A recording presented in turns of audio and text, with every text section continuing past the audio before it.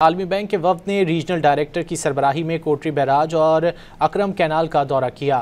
عالمی بینک کی regional director مس میسکرم برہن نے وفد کے ہمراہ کوٹری بیراج اور محکمہ آبپاشی کی ہائیڈرولک لیبارٹری اور اکرم کینال کا دورہ کیا۔